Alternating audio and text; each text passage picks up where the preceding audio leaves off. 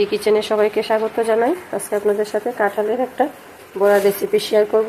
কাঁঠালটাকে চেলে নিয়েছি, দিয়ে দিলাম গরুর দুধ 5 চামচের মতো, একটু নুন। এখন তো কাঁঠাল মিষ্টি কমে গেছে, সিজনের শেষ, তার জন্য চিনির পরিমাণটা একটু বেশিই লাগবে। দিয়ে দিলাম 1 বাটি ময়দা, 1/2 বাটি সুজি দিয়ে ভালোভাবে মেখে নিচ্ছি। গরুর দুধটা কিন্তু অবশ্যই দেবেন, নাহলে খেতে ভালো লাগবে না। ভালোভাবে মিশিয়ে নিলাম। দেখুন, যারা কাঁঠাল খুব ভালোবাসে তাদের জন্য বিশেষ করে এই রেসিপিটা, আর যারা কাঁঠাল খেতে ভালো না বাসে তারাও এটা খেতে খুব পছন্দ করে, বুঝবেই না এটা কাঁঠালের বড়া। খুব টেস্টি একটা জিনিস। আমাদের করে তো কাঁঠাল খুব প্রিয়, তার জন্য। এখন তো কাঁঠাল শেষ, অল্প বীজ ছিল, তার জন্য আমি এই বড়াটা করে রেখে দিচ্ছি, খেতে পারবে।